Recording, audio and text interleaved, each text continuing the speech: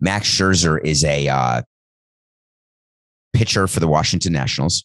He's at the tail end of a long-term deal that's been great for the Nationals. They've won a World Series. I want to say was on a 7-year deal for $200 million plus, and he's going to be a free agent. And one of the things that's going on in the National League East is that the Nationals, who were close to last place, or have won a couple games, even though they lost a game or two to the Marlins over the weekend. And I don't know what place they're in, Coke. I think they're in second place behind the Mets, but they actually are closer to 500 right now. The Braves are still struggling, and forget the Phillies. I mean, have you ever seen a team blow more saves than the Phillies? That was their problem last year. It's still a problem this year. They tried to fix the bullpen. They fired their GM.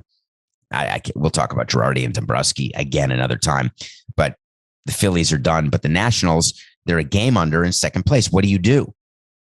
Are you adding at the deadline, which is July 30th, or are you subtracting? And if you subtract, the natural player to subtract would be Max Scherzer. But Max Scherzer has a no trade clause. The no trade clause was not necessarily given to him when he signed his contract. The rule in baseball is that when you've been in the big leagues for 10 years and the last 5 have been with the same team, you have something called 10 and 5 rights. 10 and 5 rights mean that you have a full no trade clause. You must waive your 10 and 5 rights in order to be traded. So Max Scherzer is part of the executive council of the union. Max Scherzer has an agent, don't you? Guess who his agent is? Scott Boras.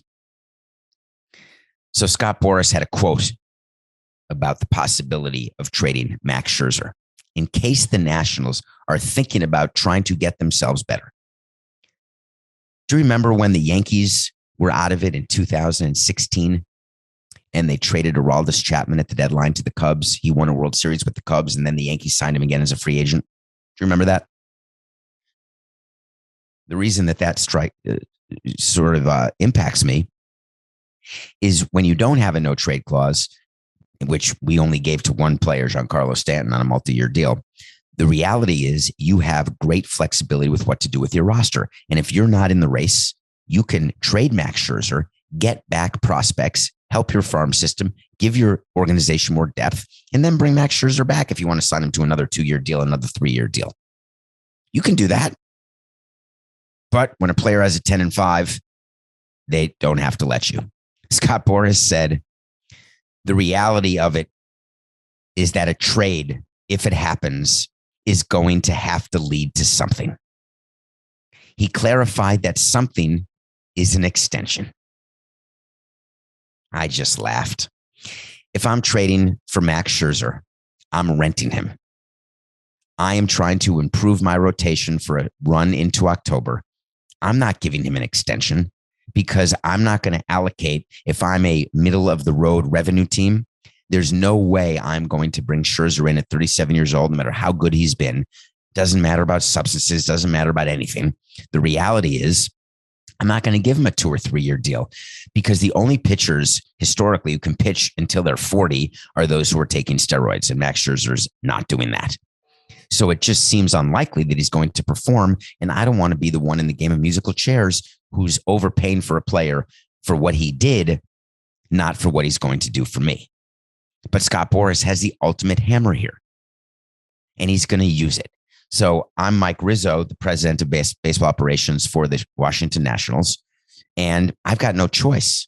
I know I can't trade him because when I speak to teams, what teams will say is if I have to sign him to an extension, that means either A, I don't want him, which is the majority, or B, I'm not going to give you a return befitting a player like Max Scherzer because I'm taking on payroll. Not only am I saving you money this year by taking Scherzer for the last 2 months, so you save a third of his salary if you're the Nationals, and you take on a third, although you can negotiate that away with a trade. You can actually pay a player to play on another team. Done that. It's all about the equation of how good will the return be for that player. The more money the acquiring team takes on, the worse players the trading team gets. So by Scott Boras saying what he said, what he's really saying is, don't bother calling about Max Scherzer. He's set in DC. He's not willing to waive it. He's going to stay. So Mike Rizzo says, I'm not going to move anyone else. We got Schwarber hitting so well. We're in such a crappy division. We're a little under 500. We can have a little run here in the next month. I think we're just going to keep him. But then what you're going to read is what is funny to me. The Nationals now, for PR purposes, are going to have to add because their best way to subtract has been taken away from them. So they're going to say, this team has a chance to win this division. We are going to add. So they get this positive PR spin from it. Anyway, wait to see. Scherzer's not going to be traded.